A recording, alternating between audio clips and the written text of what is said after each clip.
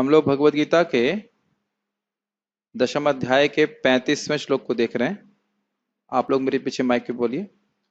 बहुत दूर बैठने की आवश्यकता से नहीं लगती, लेकिन ठीक है, आपकी इच्छा है तो। फाइल है आपके पास? फोन इस्तेमाल कीजिए। हाँ, ये फोन ले लीजिए। बृहत साम, इनको दे दीजिए, पीताम्बर प्रभु को दे दीजिए फाइल। किसी की बात आप बोलो, कोई तो श्लोक बोलने के लिए होना चाहिए। मिल गया? हाँ। बृहत साम तथा सामनाम बृहत् साम तथा साम्नाम गायत्री छंद सामहम गायत्री छन्दसामहम् मासानां मार्गशीर्षोऽहम् मार्गा मार्गशीर्षोरसाम् ऋतूनां कुसुमाकरः ऋतूनां कुसुमाकरः। बृहत साम तथा सामनाम, साम वेद की ऋचाओं में मैं बृहत साम हूँ। गायत्री छंद सामहम, छंदस में, छंदों में मैं गायत्री हूँ। मासानाम मार्गशीर्षोहम, सभी महीनों में मैं मार्गशीर्ष, मार्गशीर्ष को क्या कहते हैं? माघ कहते हैं हिंदी में। उस दरवाजे को बंद कर दीजिए। मासानाम मार्गशीर्षोहम, अर्थात मासों में मैं माघ हूं। माघी कहते हैं ना मार्गशीर्ष को, जहां तक मुझे स्मरण आ रहा है।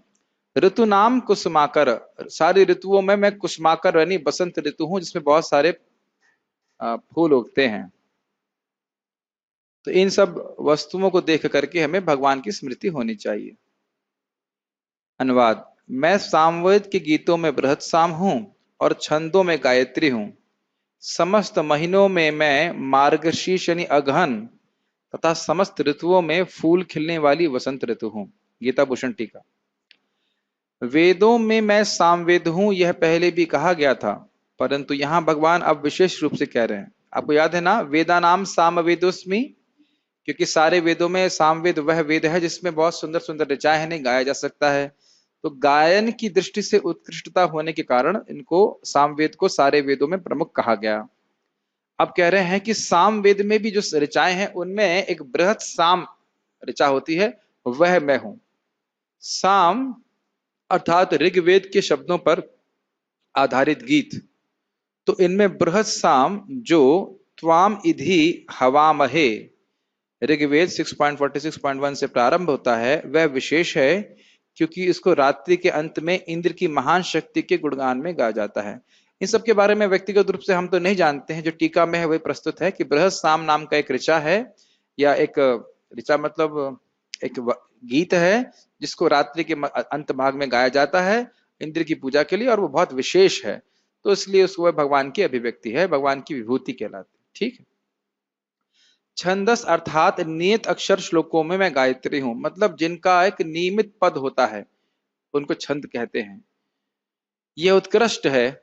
क्यों उत्कृष्ट है? जरा देखिए, यह उत्कृष्ट है क्योंकि यह तीन द्विजातियों के द्वितीय जन्म का हेतु है। तीन द्विजाति मतलब जिनका दोबारा जन्म होता है। द्विज, द्विज मतलब जिनका दोबारा जन्म होता है। तो ध्यान देने वाली बात यह है कि यह केवल ब्राह्मणों के लिए नहीं है। ब्राह्मण, क्षत्रिय और वैश्य, इन तीनों का द्विजाति संस्कार होना चाहिए। इसीलिए यहां बोल रहा है तीन द्विजातियों के द्वितीय जन्म का हेतु है। हेतु है मतलब इसके द्वारा उनका द्वितीय जन्म होता है, इसके द्वारा उनका महान शुद्धिकरण होता है। तो इसलिए उनको, इसको गायत्री को विशेष कहा गया है। गायत्री के बारे में बहुत अच्छी अच्छी बातें आएंगी। साथ ही श्रुति के अनुसार यह ब्रह्म से अभिन्न है। गायत्री वा इदम सर्वम भूतम यद इदम किंच, गायत्री यह सब कुछ है जिसका भी अस्तित्व है। छांदोग्य उपनिषद। तो ये गायत्री मंत्र बहुत शक्तिशाली है। एक भक्त बता रहे थे, अब कुछ सोच के ही बोल रहे होंगे, कह रहे थे गायत्री मंत्र को थोड़ा सा भी, थोड़ा परिवर्तित करने से वह ब्रह्मास्त्र वाला मंत्र बन जाता है, इतना शक्तिशाली है। सारे मंत्रों में सबसे शक्तिशाली मंत्र गायत्री मंत्र कहा जाता है। अब इसकी ज्यादा व्याख्या इसलिए नहीं कर सकते क्योंकि उन्हीं लोगों के लिए हो सकती है जिनका दूसरा मतलब द्विजाति संस्कार हो चुका है, उन्हीं के बाद उन्हीं को गायत्री के बारे में बता सकते हैं। लेकिन एक बात है कि जो गायत्री दिया जाता है वो उससे वो भगवान से अभिन्न है। अब उससे अधिक नहीं बोलेंगे, ठीक है, उससे अधिक नहीं बोल सकते। मासों में मैं अन्य मासों से उत्कृष्ट मार्गशीर्ष हूं, क्योंकि इसमें नवधान्य आदि संपत्ति प्राप्त होती है। नवधान्य मतलब नया अन्न इसमें उगता है। तो अब टीका से समझ में आ रहा है कि क्यों वो विशेष कहा जाता है। उसमें कौन सा फेस्टिवल होता है जब नया अन्न आता है? एक तो हम लोग पंजाब में कौन सा फेस्टिवल मनाते हैं? हाँ, लोहड़ी कहते हैं, लोहड़ी कहते हैं। और हम लोग नॉर्थ इंडिया में भी कुछ मनाते हैं ना, बसंत पंचमी कहते हैं। बसंत पंचमी नहीं, माघ माघ महीने में माघ मेला होता है। नहीं, मार्गशीर्ष माघ नहीं है ना, माघ नहीं है, मार्गशीर्ष कार्तिक, मार्गशीर्ष, पौष और फिर मार्ग। हाँ, तो ये गलत हुआ। तो मकर संक्रांति मनाते हैं इसमें, ठीक है। हाँ, थोड़ा सा कटना है। ना ना ना, माघ का महीना ठंडा होता है बहुत। माघ के महीने में तो इलाहाबाद में माघ का मेला लगता है, बहुत ठंडा होता है। वो नहीं, मार्गशीर्ष सही कह रहे हैं, कार्तिक के बाद। हाँ, यही बात बोल रहे हैं। यहाँ पे नवधान की प्राप्ति होती है, चावल की कटाई होती है उस समय, तो धान इत्यादि प्राप्त होता है, तो इसलिए उसको स्पेशल कहा जाए। Yes Prabhu. Rose it is ये बहुत अच्छा महीना है साउथ इंडिया में। सब इसको इस महीने में इट इज बहुत ही अच्छे गानों से भगवान को वो अच्छे अच्छे गीत गाते हैं भगवान के लिए इस महीने में। ओके। और फ्लावर्स भी ऑफर करते हैं फ्लावर्स अच्छे अच्छे, इस महीने में स्पेशली माना जाता है। ठीक। ऋतुओं में मैं बसंत हूं, क्योंकि इसमें ना तो अधिक गर्म होता है और ना अधिक ठंडा। साथ ही इसमें सुगंधित पुष्प प्रकट होते हैं और मेरे लिए बहुत से उत्सव होते हैं। एक छोटा सा क्विज है, बसंत ऋतु में भगवान के लिए कौन कौन से उत्सव हैं जो हम जानते हैं? पहली बात तो ये दिक्कत होगी हमें जानने की, बसंत ऋतु होती कौन सी है? नवंबर, जनवरी, फरवरी हो तो समझ में आता है। फाल्गुन और चैत्र, तो उसको बसंत ऋतु कहते हैं। बसंत, तो खैर अब इस पे बहुत सारा बहस हो जाएगी, लेकिन आप एक बोले रिसर्च है, कल की क्लास से पहले कुछ आप सोच सकते हैं कि बसंत ऋतु में भगवान के लिए कौन से उत्सव होते हैं। बसंत पंचमी है, लेकिन चलिए ठीक है। तात्पर्य, जैसा कि भगवान स्वयं बता चुके हैं, इतना तो समझ में आता है कि बसंत में बहुत सारे फूल उगते हैं, ये तो ठीक है, और उनको भगवान के लिए अर्पित कर सकते हैं। तात्पर्य, जैसा कि भगवान स्वयं बता चुके हैं, वे समस्त वेदों में सामवेद हैं। सामवेद विभिन्न देवताओं द्वारा गाए जाने वाले गीतों का संग्रह है। इन गीतों में से एक बृहत साम है, जिसको जिसकी जिसको जिसकी ध्वनि सुमधुर है और जो अर्धरात्रि में गाया जाता है। और किसके लिए गाया जाता है? इंद्र के लिए गाया जाता है। उसकी हम लोग व्याख्या कर चुके हैं। ठीक। संस्कृत के काव्य के कुछ कहना चाहती थी आप बृहत साम के बारे में? अच्छा, तो माता जी कह रहे हैं कि राग भैरवी आधी रात में गाया जाता है, तो ये बृहत साम में गाया जाता है। ठीक है, ऐसा होता है। स्पेशल होता होगा कुछ। एक मिनट। इसको क्या प्रॉब्लम हो गया? मेरा फोन दे सकते हैं?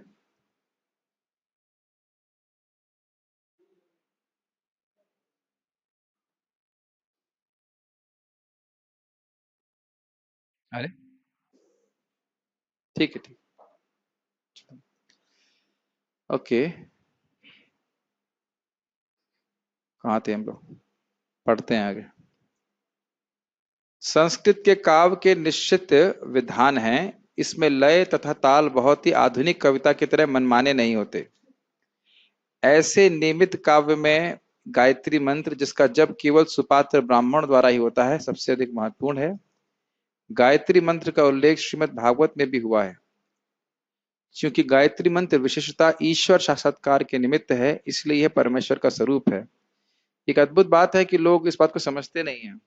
वो समझते नहीं है कि गायत्री की उपासना भगवान, गायत्री मंत्र के उच्चारण भगवान कृष्ण की उपासना के लिए, उन पे ध्यान के लिए। ये बहुत इंपॉर्टेंट बात समझने वाली है। सोचते हैं गायत्री देवी की उपासना हो रही है, लेकिन ये समझ नहीं पा रहे कि गायत्री के द्वारा भगवान कृष्ण की उपासना हो रही है। भगवान कृष्ण से अभिन्न है ये पूरा एक परिवार ही है इसके ऊपर, है ना, गायत्री परिवार है। लेकिन उनको यह नहीं पता है कि भगवान के ऊपर ध्यान किया जा रहा है। ये उनको नहीं पता कि भगवान कौन है। कितने आश्चर्य की बात। एक इंटरेस्टिंग बात गायत्री के संबंध में यह है कि भगवान श्री कृष्ण के वेणु से निकले हुई ध्वनि वही गायत्री मंत्र है, जिसके द्वारा ब्रह्मा जी दीक्षित होते हैं।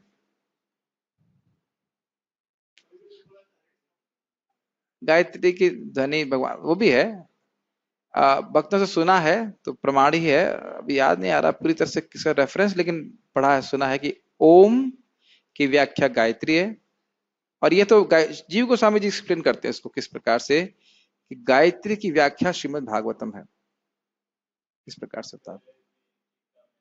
टीका में 1.1.1 की टीका में बताते हैं, ठीक है। और ये श्रीमद् भागवतम का लक्षण है एक कि वो गायत्री, एक शब्द संस्कृत का आता है गायत्री व्याख्यान, ऐसा कुछ है कि गायत्री मंत्र का व्याख्यान है श्रीमद् भागवतम, ऐसे, ठीक है। कहाँ थे प्रभुपाद जी, इस बात को प्रथम स्कंद के तात्पर्य में भी कहते हैं कि जब कोई व्यक्ति गायत्री मंत्र उच्चारण करने में सफलता प्राप्त करता है तो वह भगवान की स्थिति को समझ पाता है। तो ऐसा नहीं कि चाय पिए और प्याज खाएं और उसके बाद गायत्री मंत्र करें। हमारे दादाजी ऐसा करते थे, तो मुझे कुछ पता नहीं था, प्याज लहसुन भी खूब घोंट घोंट के खा रहे हैं और गायत्री मंत्र का जप कर रहे हैं, तो यह उचित नहीं है। बहुत शुद्ध आचरण चाहिए, जैसे प्रभुपाद बोल रहे हैं ब्राह्मणों को ही दिया जाता था, अर्थात वह शुद्ध आचरण वाले होने चाहिए। ऐसा नहीं कि कोई कुछ भी खा रहा है और मंत्र का उच्चारण कर रहा है, ऐसा फिर लाभ नहीं करता, ठीक है। यह मंत्र आध्यात्म में उन्नत लोगों के लिए है, स्पष्ट है। जब इसका जप करने में सफलता मिल जाती है तो वे भगवान के दिव्य धाम में प्रविष्ट हो जाते हैं। जो लोग हैं दीक्षित गायत्री में, उनको पता होना चाहिए कि एक मंत्र है, हम लोग कहते हैं, मंत्र तो नहीं बोलेंगे, गोपाल गायत्री का उच्चारण करके ही गोप कुमार गोलोक पहुंच जाते।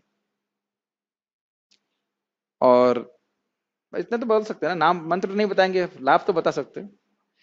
कि ब्रह्म संहिता में भी लिखा हुआ है, काम गायत्री का उच्चारण करके व्यक्ति जीव कृष्ण की तरफ भागने लगता है, he becomes attracted to Krishna. तो ऐसा नहीं कि इसका कोई महत्व नहीं है इस शिक्षा का, कभी कभी लोग ऐसा भी प्रचार करते हैं।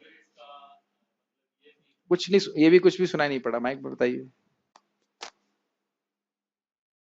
कभी कभी लोग कहते हैं भाई इसका कोई महत्व नहीं है, पर महत्व नहीं तो ऐसे दे रहे हैं दीक्षा, केवल केवल डीटी वर्शिप के लिए दीक्षा दे रहे हैं, ऐसा नहीं, गुरु नहीं महाराज है। जब दीक्षा दिए तो ये बात बहुत कंफर्म किए, एक रूम के अंदर पूरा बंद करके बोले कि अगर इसका कोई मिसयूज या कुछ गलत तरीके से इसका कोई मैंने उच्चारण भी करे तो इसका गलत असर भी होगा, गलत असर पड़ेगा, और इसीलिए आवश्यक है कि ट्रेनिंग दी जाए पहले, ठीक है। ऐसा नहीं कि हर किसी को दिया जाए, और ये भी है कि जो इच्छा हो वो पूर्ण कर सकता है, ठीक है। अब दिक्कत ये है कि अगर भौतिक इच्छाएं बहुत ज्यादा हैं तो फिर वह इच्छाएं पूर्ण हो जाएंगी। सनक सनातन प्रभु उसमें मजाक करते हैं कि कुछ ब्रह्मचारियों का जब सेकंड इनिशिएशन होता है तो उसके बाद शादी हो जाती है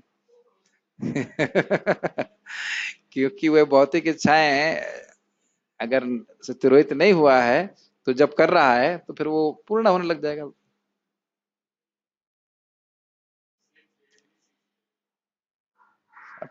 सेक्स थ्रेड का मुझे पता नहीं क्या कारण है, लेकिन क्या कारण है दीजिए। एक्चुअली जो ब्रह्मचारी है, हाँ जैसे माना आप मायापुर गुरुकुल वगैरह देखेंगे तो उनका 3 थ्रेड है उसमें, मतलब जैसे हाँ 3 रहता है, तो वो सिर्फ एक ही आश्रम का दायित्व में है। तो जब मतलब जैसे कोई आगे चल के अगर मतलब गृहस्थ आश्रम को प्रवेश करेगा तो माइक पे उनको बोलिए, पास सुनाई कुछ भी नहीं पड़ेगा। हाँ तो उनको अपने पत्नी का भी भार माने उनके लिए उनके ये से करना पड़ता है, तो इसलिए चलिए ठीक है, ये तो सब उन लोगों को जानने की जरूरत ही नहीं है, ठीक है। अब चलिए ठीक है, इस पर ज्यादा विचार न करें। 6 9 3 नहीं, पॉइंट ये है कि सारी इच्छाओं को पूर्ण करने वाला है। माइक पे बोलिए, ऑन करिए, ऑन कर लीजिए। ब्राह्मण दीक्षा नहीं लेगा तो क्या वो भगवत प्राप्ति नहीं कर सकता? नहीं ऐसा नहीं, ऐसा नहीं है। देखिए हरिदास ठाकुर जी की ब्राह्मण दीक्षा नहीं हुई थी। क्या है, नाम अपने आप में शक्तिशाली भगवत प्रेम देने के लिए, लेकिन कहने का अर्थ है कि यह मंत्र कोई हल्का मंत्र नहीं मानना चाहिए, ये भगवान से अभिन्न है, ये बात बोली जा रही है। यह मंत्र आध्यात्म में उन्नत लोगों के लिए है। जब इसका जप करना है, पढ़ लिया हमने। गायत्री मंत्र के जप के लिए मनुष्य को पहले सिद्ध पुरुष के गुण या भौतिक प्रकृति के नियमों के अनुसार सात्विक गुण प्राप्त करने होते हैं। समझ में आ रहा है ना? सतगुणी आचरण नहीं है तो फिर ये लाभान्वित नहीं होगा। हरे कृष्ण मंत्र में ऐसा कोई दिक्कत नहीं, ठीक है, किसी को भी आप दे सकते हैं। वैदिक सभ्यता में गायत्री अत्यंत महत्वपूर्ण है और उसे ब्रह्म का नाद अवतार माना जाता है। ब्रह्म का नाद मतलब भगवान का शब्द अवतार माना जाता है। ब्रह्मा इसके गुरु हैं और शिष्य परंपरा द्वारा यह उनसे आगे बढ़ता है। ब्रह्मा इसके गुरु हैं मतलब भगवान कृष्ण ने सबसे पहले ब्रह्मा जी को यह ज्ञान दिया, गायत्री दिया, और फिर उसके बाद उन्होंने अपने शिष्यों को ये दिया। मासों में अगहन यानी मार्गशीर्ष मास सर्वोत्तम माना जाता है, क्योंकि भारत में इस मास में खेतों से अन्न एकत्रित किया जाता है और लोग अत्यंत प्रसन्न रहते हैं। निसंदेह वसंत ऐसी ऋतु है जिसका विश्व भर में सम्मान होता है, क्योंकि यह ना तो बहुत गर्म रहती है न सर्द, और इसमें वृक्षों में फूल आते हैं। वसंत में कृष्ण की लीलाओं से संबंधित अनेक उत्सव भी मनाए जाते हैं, अतः इसे समस्त ऋतुओं में से सर्वाधिक उल्लासपूर्ण माना जाता है और ये भगवान कृष्ण की प्रतिनिधि है। तो उसमें कोई खास हमें समझाना नहीं है, तो स्पष्ट है। आप ये मत सोचिएगा कि क्लास समाप्त हो गई है, एक फाइल और भेजी गई है। ये बड़ा अच्छा है, बहुत अच्छा श्लोक है।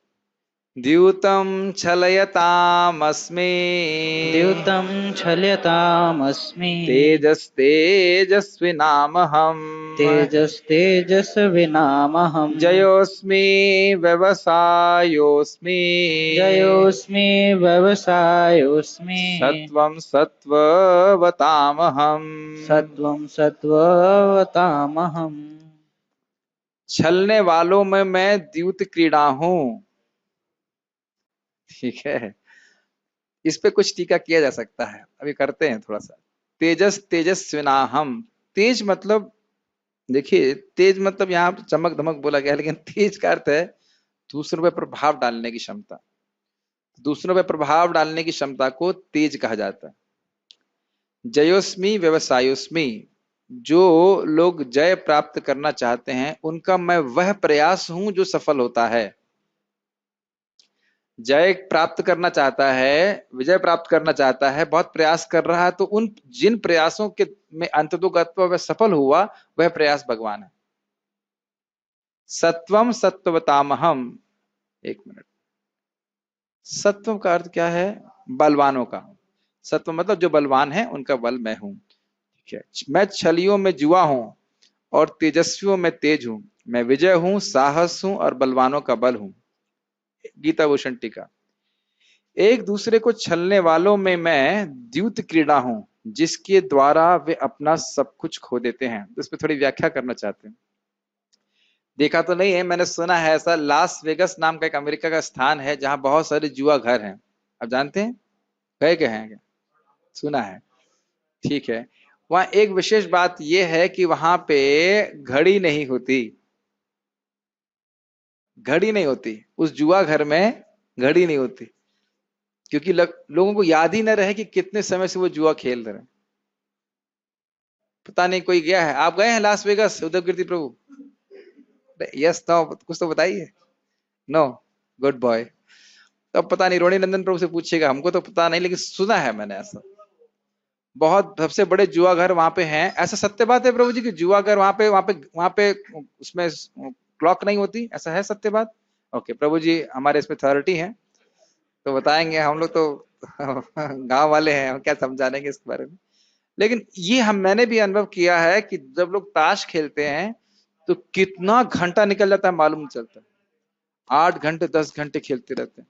अब देखिए इस पे कितने उत्साहित है लोग टीका करने के लिए। लेकिन बोलिए। मैंने मेरे मामा जी को देखा था, सुबह 8 बजे उठेंगे, व्हाइट पजामा कुर्ता पहनेंगे, नहा धो के पत्ते खेलने जाएंगे पेड़ के नीचे, फिर दोपहर को 1 बजे आएंगे, खाना खाएंगे, फिर जाएंगे, फिर शाम को आएंगे। यस, मतलब और 10-12 इस घंटे। प्रकार से अपने मानव जीवन का ही जुआ खेल देते हैं। वैसे इसमें बहुत कुछ कह सकते हैं। एक कि कोई व्यक्ति अगर भगवान से धूर्तता करना चाहता है वो कभी नहीं कर सकता, कभी नहीं कर सकता। एक और बात कहना चाहेंगे कि हम धोखा किसी को नहीं दे सकते, केवल स्वयं को धोखा देते हैं। ये सब बातें तो टीका ही मतलब बोल देना ही सफिशिएंट है। बहुत अच्छी बात समझ में गिरिराज महाराज बता रहे थे, कह रहे थे इसीलिए भक्तों की शिक्षा क्या होनी चाहिए? उनको सिंसियर बनना चाहिए। जैसे मैं पूछूं आपका जप हो गया, किसको पता है? आपको पता है। समझ रहे? मेरा जप हो गया, मुझे पता है, और उसको मैं किस प्रयास के संग कर रहा हूं। ये सारी बातें का में किसी भी वक्त को आप कभी चेक नहीं कर सकते हो कितने माला कर रहा है, और फिर यह तो आप कभी भी नहीं करा सकते हो कि तुम ध्यानपूर्वक करो। तो इसीलिए केवल प्रेरणा दी जा सकती है, सिंसियर होने की ट्रेनिंग दी जा सकती, नहीं तो धोखा तो हम स्वयं खा।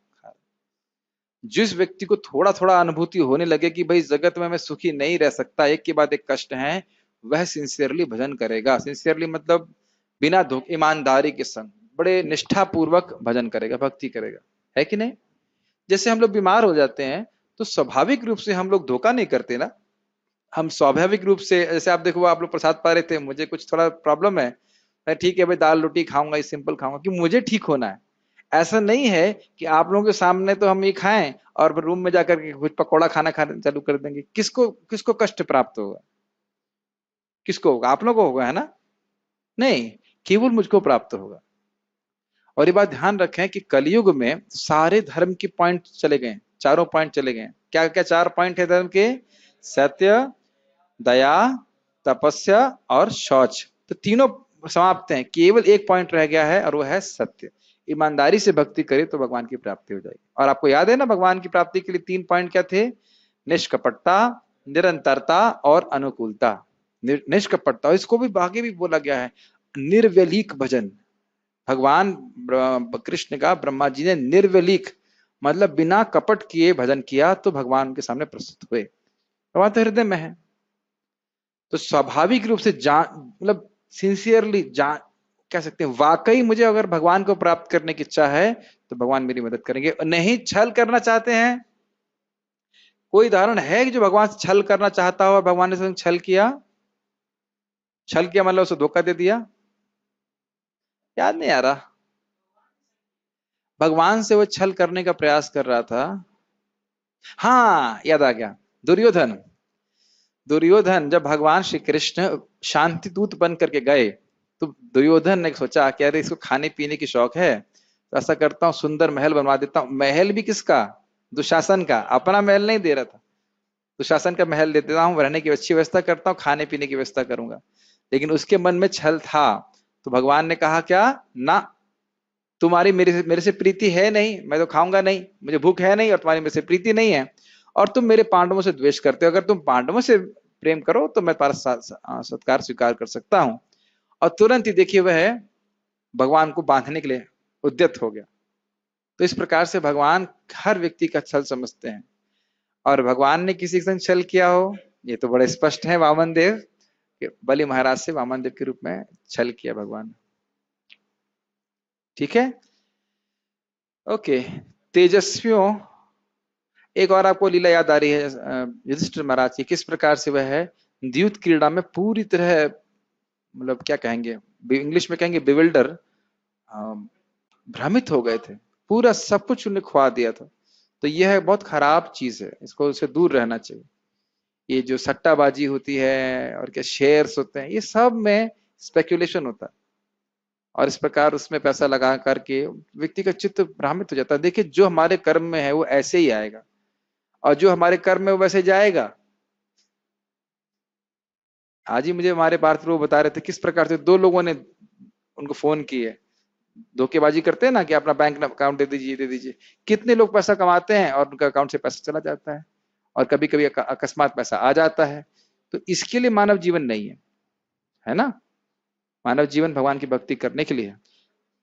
हाँ जी प्रभु जी। अगर अगर कोई कहे कि उसका काम ही शेयर्स में है, जैसे उसका काम ही शेयर में है, शेयर मार्केटिंग वो करता है, उसको उसका इंक्लिनेशन भी है, तो उसके लिए आपकी क्या राय है?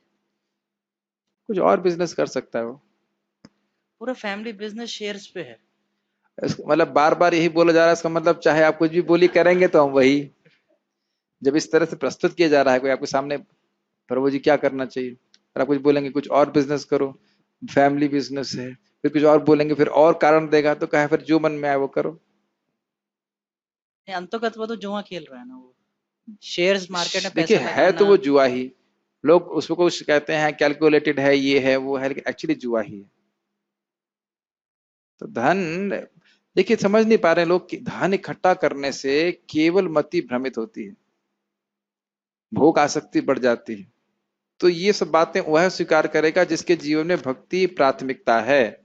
इसके जीवन में भक्ति प्राथमिकता नहीं है तो अब क्या बोलेंगे। अभी एक हमारा एक स्टूडेंट आर्मी में ज्वाइन किया है, बोला प्रभु जी मैं संस्कृत सीखना चाहता हूँ, क्या करूं? मैंने कहा आर्मी छोड़ दो। अब तुम ब्राह्मण कार्य करना चाहते हो, बन रहे हो क्षत्रिय, क्षत्रिय का कार्य कर रहे हो, कैसे तुम संस्कृत सीखोगे? बताओ कैसे सिखाएंगे संस्कृत?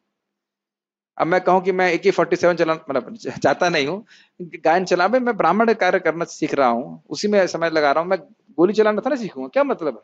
और जरूरत क्या है मेरी? समझ रहे हैं ना मेरी बात? तो व्यक्ति की कितनी इच्छा है, जब किसी की तीव्र इच्छा होती है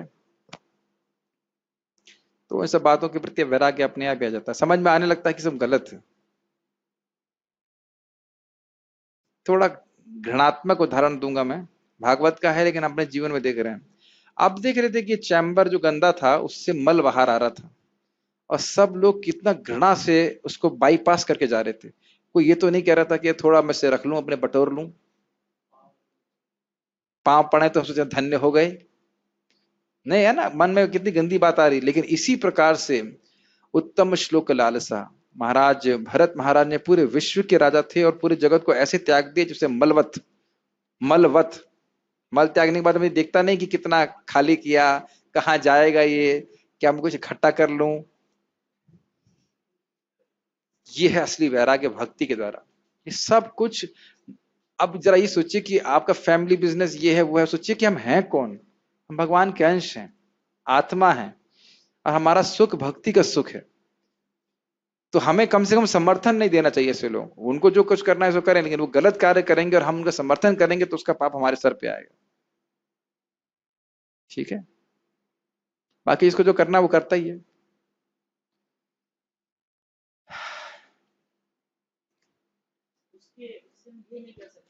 आप 50% या 10% कुछ भगवान की सेवा में लगाओ, इस तरह से नहीं कर सकते।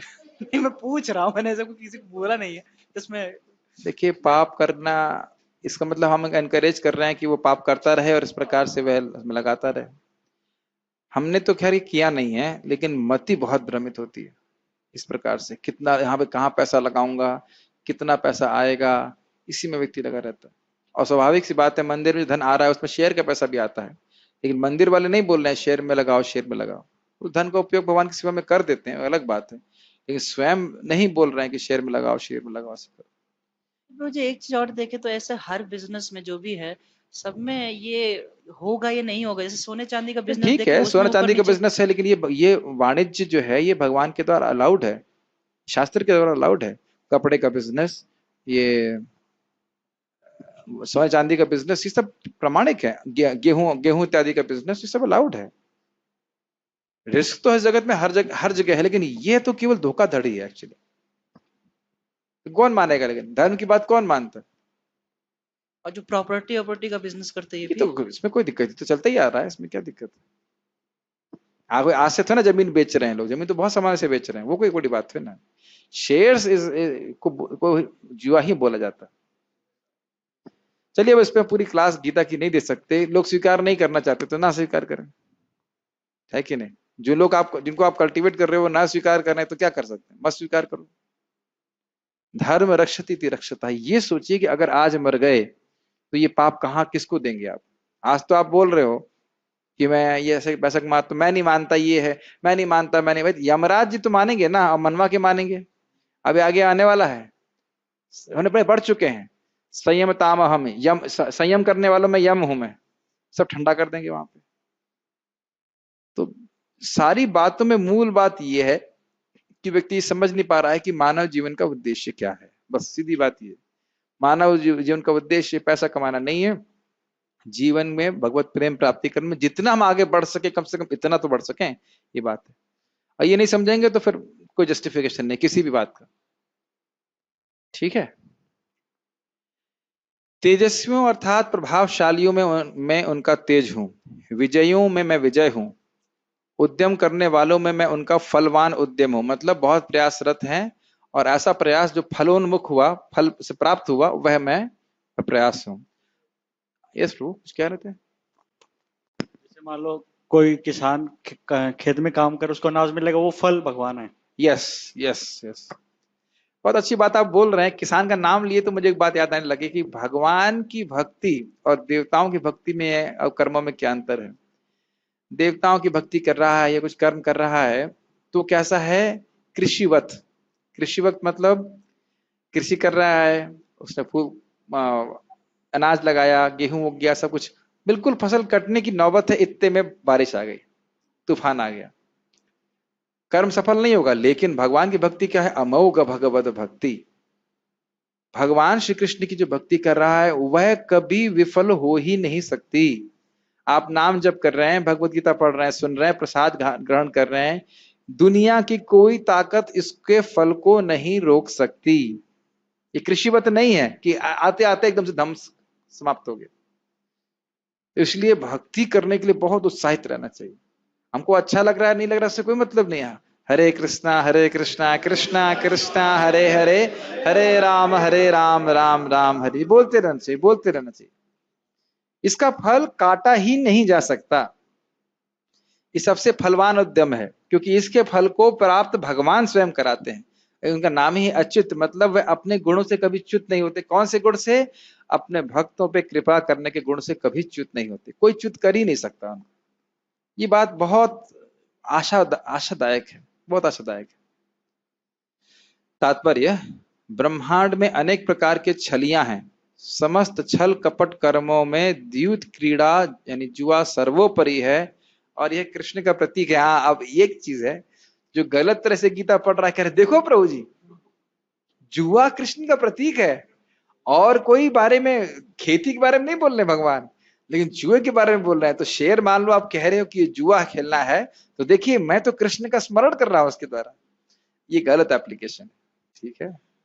क्यों कृष्ण का प्रतीक है? क्योंकि यह है उसके द्वारा वे अपना सब कुछ खो देते हैं। क्या शेयर्स में ऐसा नहीं होता? धूम सब समाप्त हो जाता। ये वे विश्वास नहीं है लोगों का, लेकिन देखिए अगर कहीं कदाचित कुछ युद्ध हो जाए तो जितनी भी पैसे की वैल्यू है, कागज की वैल्यू है तथाकथित, वो एकदम जीरो पे आ जाती है, एकदम से धम के नीचे आ जाती है। और उसके लिए हमने कितना परिश्रम किया उन कागज के नोटों को प्राप्त करने के लिए। अब बताइए कि क्या कोई हमारी भक्ति को कोई भी युद्ध क्या हमारी भक्ति को नष्ट कर सकता है? बताइए, क्या मृत्यु भी छीन सकती है? नहीं। काल छीन सकता है? नहीं। तो इसलिए बुद्धिमान व्यक्ति को सोचना चाहिए कि उसे अपने जीवन में कहाँ इन्वेस्ट करना है, कहाँ निवेशित करना है अपने समय को।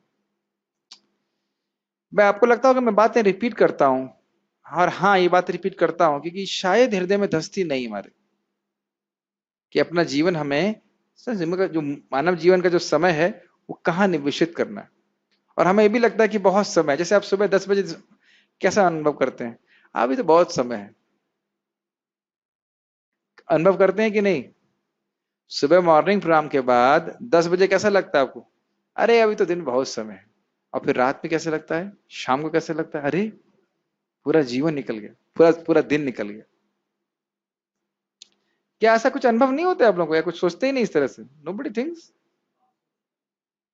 सोचता है व्यक्ति तो ऐसे में लग रहा है कि बहुत जवानी है, बहुत समय मतलब बाकी है, और एकदम से बुढ़ापा आ जाएगा और एकदम से मरने का समय आ जाएगा। तब व्यक्ति विचार करेगा मैंने कितना पुण्य किया, कितना भगवान की सेवा करी। और तब ये भी विचार होगा कि कितना समय मैंने आलस में व्यर्थ किया। बाकी छोड़ दीजिए, आलस में व्यर्थ किया, व्यर्थ की विषयों में व्यर्थ किया। ये सब बहुत गंभीर बातें अगर आप विचार करेंगे, और अगर है थोड़ा सा हृदय में आ रही है, आप भक्ति में प्रगति कर रहे हैं। खैर, परमेश्वर के रूप में कृष्ण किसी भी सामान्य पुरुष की अपेक्षा अधिक कपटी या छल करने वाले हो सकते हैं। यदि कृष्ण किसी से छल करने की सोच लेते हैं तो उनसे कोई पार नहीं पा सकता। एक और जगह छल किया भगवान ने, जयद्रथ के समय में। जयद्रथ आपको जानते हैं, वो बाहर आ गया था व्यू से, और भगवान ने सोचा, उसने सोचा कि अब तो वह इसको बंद कर दीजिएगा। हाँ बस, हाँ। तो उसने सोचा कि अब तो ये मरने का समय, अर्जुन के मरने का समय आया है। लेकिन भगवान ने क्या छल किया? सूरज को ही ढक लिया था, फिर सूरज को प्रस्तुत कर दिया। ठीक है, हाँ। और फिर द्रोणाचार्य के संबंध में भी उन्होंने छल से उनको मरवा दिया था। तो अगर कोई कहे कृष्ण बहुत बड़े छलिया हैं, तो सही बात है कि छल करने में भगवान सर्वश्रेष्ठ है। ठीक है, यदि कृष्ण किसी से छल करने की सोच लेते हैं तो उनसे कोई पार नहीं पा सकता। उनकी महानता एकांगी ना होकर सर्वांगी है। एकांगी मतलब ऐसा नहीं कि केवल एक ही विषय में भगवान महान है, हर विषय में महान है, उनको आप कोई पार नहीं पा सकता कृष्ण का। वे विजयी पुरुषों की विजय हैं, वे तेजस्वियों का तेज हैं, साहसी तथा कर्मठों में वे सर्वाधिक साहसी और कर्मठ हैं। तो ठीक है, कोई दिक्कत ही नहीं है। वे बलवानों में सर्वाधिक बलवान हैं। जब कृष्ण इस धराधाम में विद्यमान थे तो कोई भी उन्हें बल में हरा नहीं सकता था। यहां तक कि अपने बाल्यकाल में उन्होंने गोवर्धन उठा लिया था। इसकी तो अंदाज भी नहीं लगा सकते कि गोवर्धन कितना भारी होगा, कितना वजन होगा किलो में तो पता नहीं सकते। एक अद्भुत बात यह है कि कैसे गलत व्याख्या करते हैं। जब भगवान ने कालिया का दमन किया तो कालिया भगवान को लपेटा हुआ था। तो कुछ लोग ऐसे तथाकथित व्याख्याकार व्याख्या करते हैं कि जब कालिया ने कृष्ण को लपेटा था तो कृष्ण ध्यान कर रहे थे और इस कारण से उस तपस्या के दौरान को बल प्राप्त हुआ और वह कालिया के पास से मुक्त हो सके। अब आप ये बताइए कि कालिया अगर कालिया अगर उस व्याख्याकार को लपेट लेता तो क्या वो ध्यान कर पाता? बताइए। तो ये दिखाता है कि भगवान कितना भी ऐश्वर्य प्रस्तुत करें, जो जो फालतू लोग हैं वो ऐसी फालतू ही व्याख्या करेंगे। ठीक है। ये जब पूतना आई मारने के लिए तब भगवान कौन सा तपस्या किए? 7 दिन के थे ना, 6 दिन के थे, तो 6 दिन का बच्चा क्या तपस्या करेगा, फिर भी मार दिया। ये सब बातें हैं।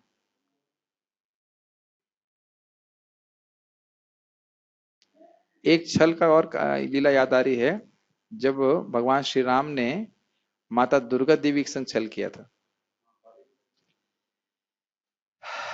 तो ये लीला आप जानते हैं, फिर भी कहने की इच्छा हो रही है। एक बार शिव जी और पार्वती जी जा रहे थे और उन्हें देखा कि श्री राम जो हैं वे रो रहे हैं सीता जी के विरह में, और फिर शिव जी ने उनको प्रणाम किया दूर से ही। तो दुर्गा देवी को बड़ा आश्चर्य हुआ, दुर्गा देवी अर्थात सती के रूप में, सती को बहुत आश्चर्य हुआ कि भाई ये क्या, एक क्षत्रिय के लड़के को आप प्रणाम कर रहे हैं? तो कहते हैं क्षत्रिय नहीं, ये तो भगवान है। भगवान है? ये तो क्षत्रिय है। देखिए छल होना, छल माया देवी स्वयं भगवान की माया से भ्रमित हो गई। अब एक और लीला याद आ रही है इसके अलावा। और फिर क्या होता है, कहते हैं फिर शिव जी वापस जा रहे होते हैं तो सती को संदेह होता है, तो कहते हैं ऐसा करते हो मैं परीक्षा ले लेती हूँ। तो जब आई तो सीता जी का रूप लेके आ गई, कहीं स्वामी आप किसको क्यों परेशान हो रहे, मैं तो यहाँ पे उपस्थित हूँ। तो भगवान श्री राम ने उनको दिखाया कि माता जी आप यहाँ जंगल में क्यों घूम रही हैं, आपके पति शिव जी तो कहीं और हैं, ऐसा क्यों अकेले घूम रही हैं? तब वो समझ गए कि साक्षात भगवान है। तो इस प्रकार से वहां भी भगवान ने छल किया, और एक जगह और छल मतलब विडंबन किया, और उसके बाद भगवान कृष्ण ब्रह्मा जी को भ्रमित कर देते हैं।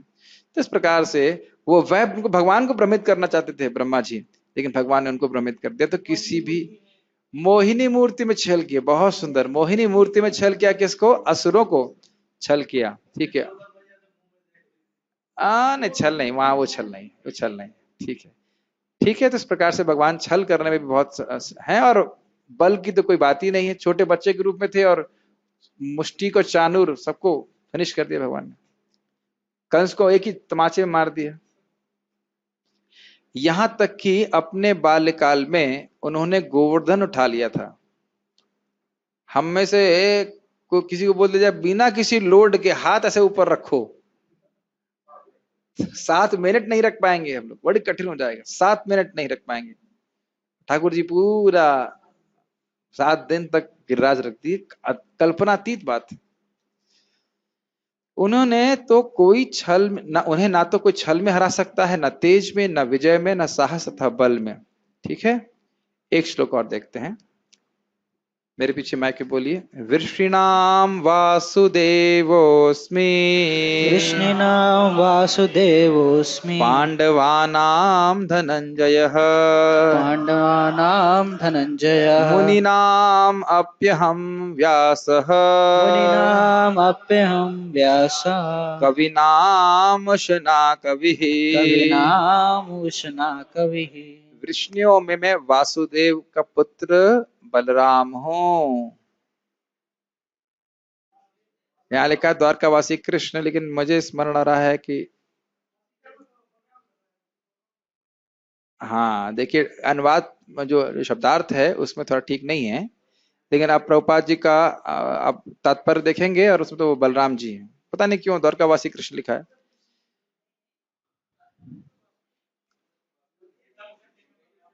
नहीं, अनुवाद में सॉरी, शब्दार्थ में वासुदेव को द्वारकावासी कृष्ण क्यों लिखा है नहीं समझ में आ रहा। पता नहीं, फिर या तो इन्होंने ठीक से लिखा नहीं। इंग्लिश में देखिए क्या लिखा है, वासुदेव कृष्ण द्वारका लिखा हुआ है। हाँ, लेकिन टीका में यही है बलराम जी, और प्रभुपाद जी भी इसको बलराम जी ही लिए हैं, तो हम बलराम जी ही लेंगे। विष्णुओं में मैं वासुदेव यानी बलराम हूं। अच्छा है, कम से कम कृष्ण का नाम आ रहा है, कृष्ण बलराम, कृष्ण बलराम, कृष्ण कृष्ण कृष्ण बलराम, ठीक।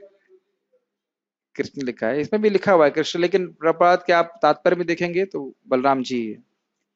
पांडवों में मैं धनंजय हूं।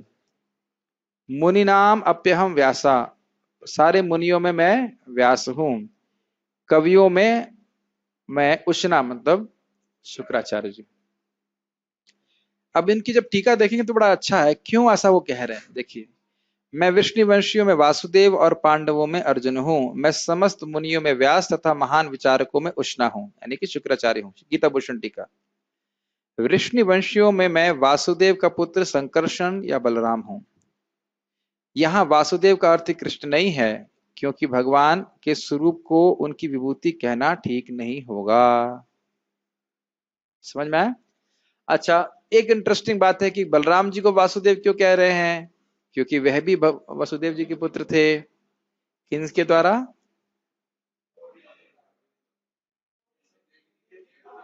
हाँ, रोहिणी के द्वारा नहीं, देवकी के द्वारा। लेकिन देवकी के द्वारा नहीं, रोहिणी के द्वारा।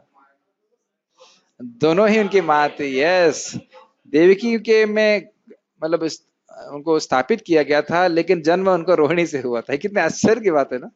अगर इस जगत में देखें कि भाई एक व्यक्ति के दो माताएं कैसे हो सकती हैं, ऐसा संभव नहीं है, लेकिन यह है, और यही दिखाता है भगवान के दिव्य जन्म है।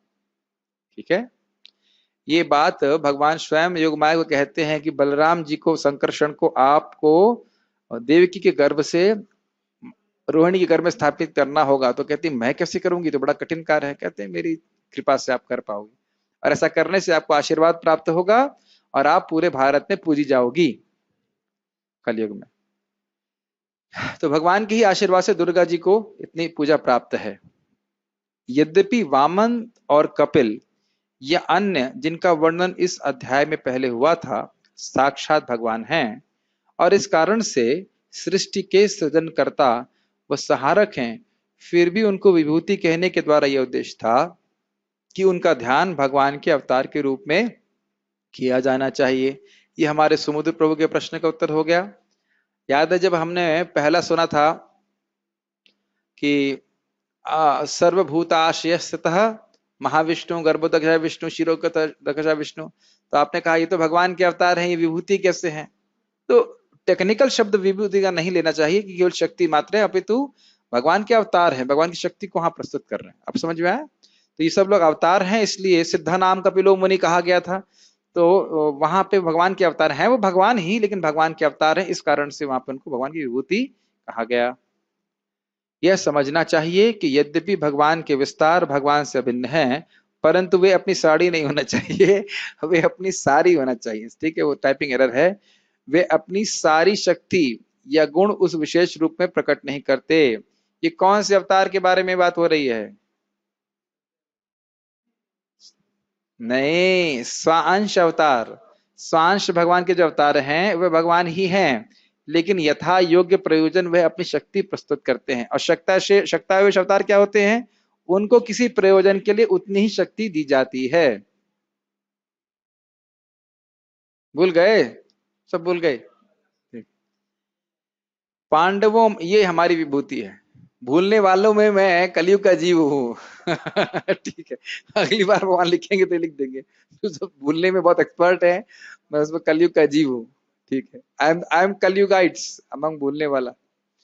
पांडवों में मैं अर्जुन हूं, क्योंकि तुम मेरे अवतार के रूप में उत्कृष्ट हो, जबकि अन्य पांडव नहीं हैं। ये बात कितनी इंटरेस्टिंग है ना। नर नारायण के रूप में जो नर हैं उनके अवतार अर्जुन हैं, इसलिए बोल रहे हैं कि पांडवों में मैं अर्जुन हूं। कितना, ये मुझे बहुत अच्छी व्याख्या लगी थी। नोट, नर नारायण में अर्जुन नर हैं, यद्यपि नर जीव हैं, फिर भी इन दोनों को एक ही अवतार माना जाता है। लघु भागवतामृत के अनुसार है ये नर नारायण, लेकिन इनको एक ही अवतार माना जाता है। और नर जीव है, नारायण विष्णु तत्व है, लेकिन को एक ही अवतार माना जाता है, तो नर को भी भगवान का अवतार माना जाता है और वो है अर्जुन। इस कारण से उनको मुख्य रूप से कहा जा रहा है। आध्यात्मिक विषयों, हाँ ये बहुत अच्छा है। आध्यात्मिक विषयों का मनन परायण मुनियों में मैं व्यास अर्थात बादरायण हूं, क्योंकि वे मेरे अवतार हैं, परंतु अन्य मुनि ऐसे नहीं है। मुनि मतलब मननशील, जो विचार करते रहते हैं, चिंतन करते रहते हैं, तो उनमें सर्वश्रेष्ठ हैं व्यासदेव। अपनी समाधि में स्थित होकर उन्होंने भगवान की दिव्य लीलाओं को देखा और उसको भागवतम में संकलित किया। ये केवल ऐसा कोई कविता नहीं लिख दी बैठकर। जैसे कि वाल्मीकि जी कहते हैं कि भगवान श्री राम की लीलाओं को मैं ऐसे देख रहा हूं जैसे मेरे हाथ में रखा हुआ आंवला। इसे कहते हैं प्रकट या अनुभूत विज्ञान। समझ रहे हैं मैं क्या कह रहा हूं? जैसे हम कोई पिक्चर देखें, ऐसा उनको दिखाई पड़ रहा है भगवान की लीला, और फिर उसको वर्णन कर रहे हैं। और आप जानते हो कि वाल्मीकि जी ने भगवान श्री राम के अवतरित होने से पहले ही सारी लीला लिख दिया था, उनके हृदय में प्रकाशित हो गई।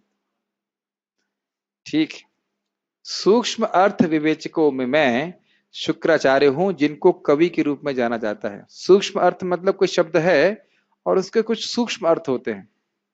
कई बार हम लोगों ने ऐसे भागवत में या भगवत गीता की टीकाओं में, चर्चाओं में बोला है, समझ में आ रहा है? हाँ हाँ प्रभु जी समझ में आ रहा है। कुछ लोगों को समझ में नहीं आ रहा था। कुछ सूक्ष्म अर्थ होते हैं कि नहीं होते हैं? मतलब थोड़ी बुद्धि सूक्ष्म होगी तो समझ में आएगा, और कठिन बुद्धि होगी, मोटी बुद्धि होगी तो समझ में नहीं आता है। तो सूक्ष्म अर्थों पर विचार करने वालों में वह शुक्राचार्य हैं। जैसे कि जब बलि महाराज बोल रहे थे मुझे केवल 3 पग भूमि चाहिए, तो शुक्राचार्य समझ गए ये कौन है, ये भगवान विष्णु है, और 3 पग भूमि में पूरे विश्व को नाप लेंगे। है ना सूक्ष्म बुद्धि? ये बोल रहे हैं क्या, लेकिन इसका अर्थ क्या है वो समझ रहे हैं। तो शुक्राचार्य जी बड़े तेज थे इस मामले में। क्या सुनाए?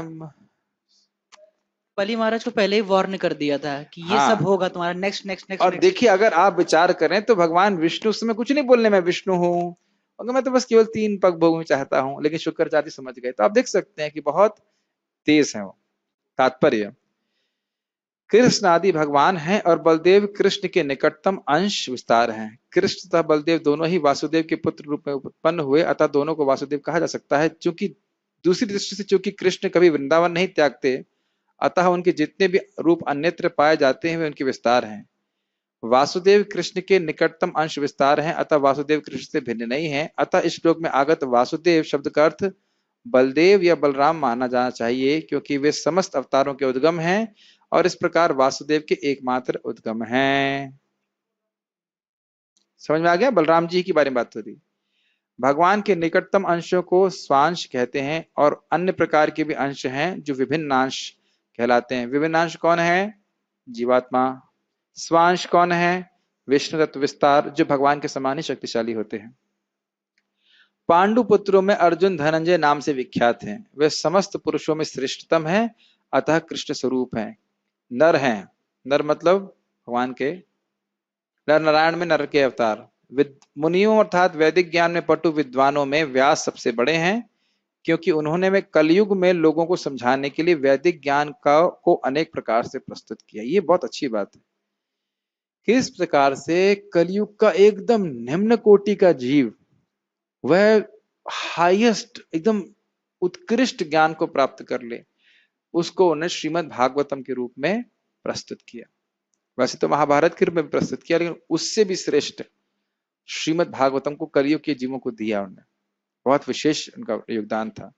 और व्यास को कृष्ण की अवतार की भी माना जाता है, अतः वे कृष्ण स्वरूप हैं।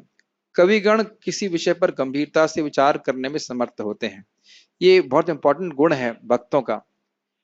कवि होना मतलब ये नहीं केवल कविता ही बोलना, अभी तो किसी विषय पे बड़ी गंभीरता से विचार करने की शक्ति। इस पे महाराज बता रहे थे कि इंग्लैंड में कोई फिलोसोफर है और उसका वक्तव्य ये है कि इस जगत में प्राय लोग सोचते नहीं है। जैसे एक भक्त अपनी ताई जी को पूछ रहे थे, आपने मुझे बर्थडे विश किया तो क्यों किया? उन्होंने कहा तुम्हारा हित चाहती हूँ। तो मेरा हित किस में है? नहीं पता।